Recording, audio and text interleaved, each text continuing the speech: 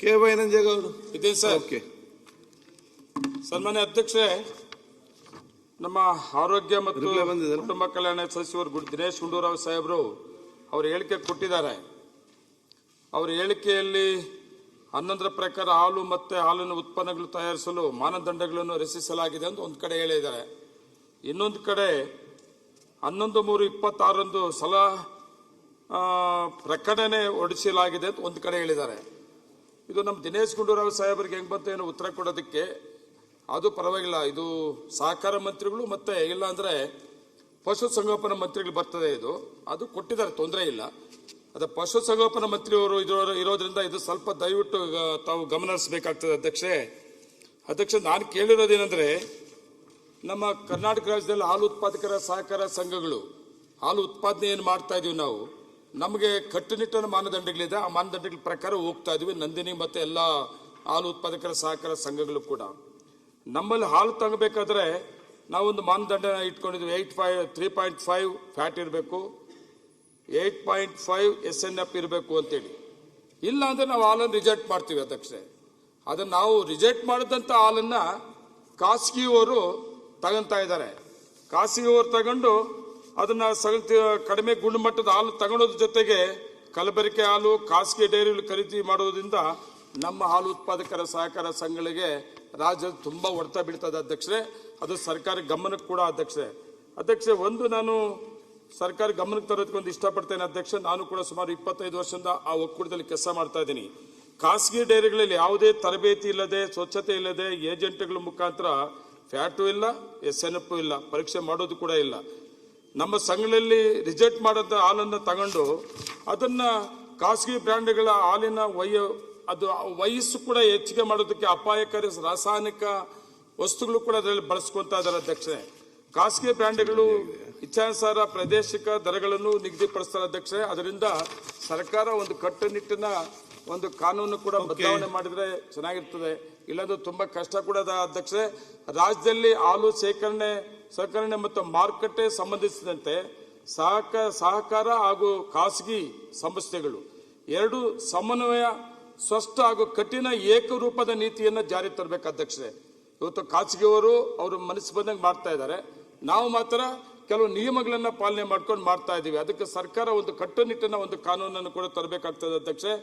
ಜಿಲ್ಲಾ ಮಟ್ಟದಲ್ಲಿ ಆಹಾರ ಸುರಕ್ಷತಾ ಇಲಾಖೆ ಮೂಲಕ ಖಾಸಗಿ ಹಾಲು ಸುರಕ್ಷತಾ ಘಟಕಗಳು ಮತ್ತೆ ಡೈರಿಗಳ ಮೇಲೆ ನಿಯಂತ್ರಣ, ತಪಾಸಣೆ, ಗುಣಮಟ್ಟ ಪರಿಶೀಲನೆ ಮತ್ತು ಮೇಲ್ವಿಚಾರಣೆ ಬಲಪಡಿಸಬೇಕಾಗಿದೆ ಅಧ್ಯಕ್ಷೆ. ಜಿಲ್ಲಾ ಮಟ್ಟಗಳಲ್ಲಿ ಕೂಡ ಅಧ್ಯಕ್ಷೆ.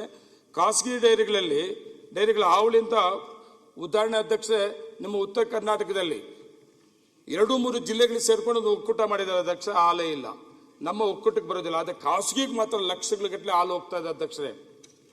ಇದನ್ನು ಕಂಟ್ರೋಲ್ ಮಾಡಿದ್ರೆ ನಮ್ಮ ಉತ್ತರ ಕರ್ನಾಟಕದಲ್ಲಿ ಒಕ್ಕೂಟಗಳಲ್ಲೂ ಕೂಡ ಹಾಲು ಉತ್ಪಾದನೆ ನಮ್ಮ ಸಂಘಗಳಿಗೆ ಬರ್ತದೆ ಅಧ್ಯಕ್ಷರೇ. ಸರ್ಕಾರದ ಗಮನ ಏನು ಸೆಳೆಯುತ್ತೀರಿ? ಬಂದೆ ಅಧ್ಯಕ್ಷರೇ. ನನ್ನ ಅದೃಷ್ಟ ನೀವು ಬಂದ್ಬಿಟ್ರಿ. ಇಷ್ಟೊತ್ತು ಒಳ್ಳೆ ಅವಕಾಶ ಸಿಕ್ತು ಎಲ್ಲರಿಗೂ ಮಾತಾಡೋರಿಗೆ. ನನ್ನ ಅದೃಷ್ಟ ನನಗೆ ಸಿಕ್ಬೇಕು. ನೀವು ನನಗೆ ಯಾವಾಗಲೂ ಆಗ್ತದೆ ಅಧ್ಯಕ್ಷರೇ. ಉಲ್ಲಂಘನೆ ಕಂಡು ಬಂದಲ್ಲಿ ದಂಡ ವಿಧಿಸೋ ಜೊತೆಗೆ ಲೈಸೆನ್ಸ್ ಕೂಡ ರದ್ದು ಮಾಡಬೇಕಂತವ್ರಿಗೆ. ಇಲ್ಲಾಂದ್ರೆ ನೀವು ಕಾನೂನಲ್ಲಿ ಇದೆ ಅಂತ ನೋಡಿದೆ, ನಾನು ಉತ್ತರದಲ್ಲಿ ನೋಡಿದೆ. ಇದೆಲ್ಲ ಏನೂ ಆಗಿಲ್ಲ ಅಧ್ಯಕ್ಷ ಇಲ್ಲಿವರೆಗೂ ಕೂಡ.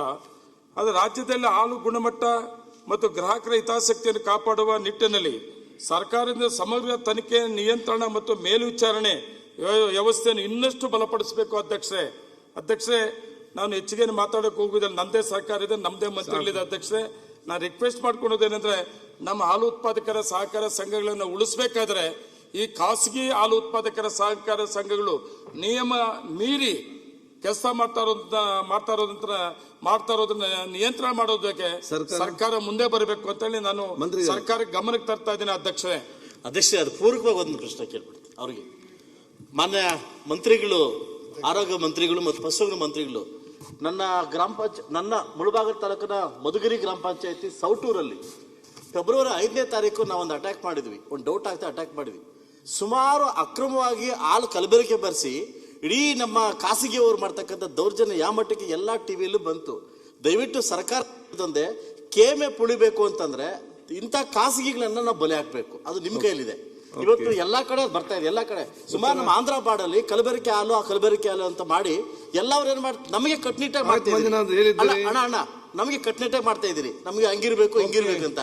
ಖಾಸಗಿ ಯಾವುದು ನೀವು ಇದು ಮಾಡ್ತಾ ಇಲ್ಲ. ಇದು ಮಂತ್ರಿಗೆ ನಮ್ಮ ರಾಜ್ಯದಲ್ಲಿ ಇದೀವಿ. ದಯವಿಟ್ಟು ಇದಕ್ಕೆ ಉತ್ತರ ತಾವು 2 ಮಂತ್ರಿ ಕೊಡ್ಬೇಕಾಗುತ್ತೆ.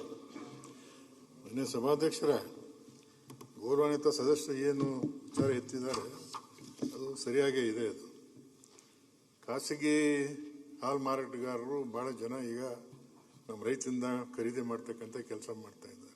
ಇವರು ರಿಜೆಕ್ಟ್ ಮಾಡಿದ ಹಾಲು ಒಂದೇ ಅಲ್ಲ, ನೇರವಾಗಿ ರೈತರಿಂದನೂ ಖರೀದಿ ಮಾಡ್ತಾ ಇದ್ದಾರೆ. ಅವರು ನಮಗಿಂತ ಜಾಸ್ತಿ ರೇಟ್ ಕೊಟ್ಟು ಖರೀದಿ ಮಾಡ್ತಾರೆ ಏನೋ. ಮತ್ತು ಈ ಕಳಪೆ ಹಾಲು ಏನು ಮಾಡ್ತಾ ಇದೆ, ಈ ಮಾರಾಟಕ್ಕೆ ಖಾಸಗಿಯವರು ಜಾಸ್ತಿ ಯಾರು ಮಾರಾಟಕ್ಕೆ ತಗೋತಾ ಇದ್ದಾರೆ ಹಾಲನ್ನ ಅಂದರೆ ಬೇರೆ ಬೇರೆ ನಮ್ಮ ನಂದಿನಿ ಬಿಟ್ಟು ಈ ಹೋಟ್ಲುಗಳು ಅಲ್ಲಿ ಇಲ್ಲಿ ಅವ್ರು ತಗೋತಾರೆ ಏನೋ.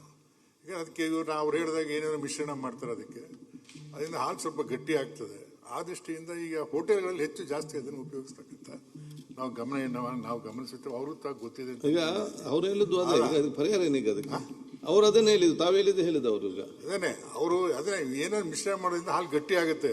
ಅದು ಗಟ್ಟಿ ಹಾಲು ಅಂತ ತಗೊಂಡು ಅವ್ರ ಹೋಟ್ಲಿಗೆ ಉಪಯೋಗ ಜಾಸ್ತಿ ಇದಾಗುತ್ತೆ ಅಂತೇಳಿ ಅವ್ರು ಹೆಚ್ಚಿಗೆ ಹೋಟ್ಲ್ಗಳಿಗೆ ಕೊಡ್ತಾರೆ. ಅದನ್ನು ಅವ್ರು ಏನು ಹೇಳಿದ್ದಾರೆ, ಈಗ ಅದಕ್ಕೆ ನಾವೇನಾದ್ರು ಕಾನೂನು ರೀತಿ ಅದಕ್ಕೆ ಅವಕಾಶ ಮಾಡಬೇಕು, ಅವ್ರ ಮೇಲೆ ಕ್ರಮ ತಗೋಬೇಕು ಅಂತ ಅದು ಸರಿ ಇದೆ. ಅಂದರೆ ಒಕ್ಕೂಟಗಳೆಲ್ಲ ಕರೆದು ಮಾತಾಡಿ ಒಂದು ಸಭೆ ಮಾಡಿ ಏನು ಅವ್ರ ಹತ್ರ ಸಲಹೆ ತಗೊಂಡು ಮುಂದೆ ಅದನ್ನು ಮಾಡ್ತಕ್ಕಂಥ ಕೆಲಸ ಮಾಡೋಣ. ಸುಬ್ಬರೆಡ್ಡಿ.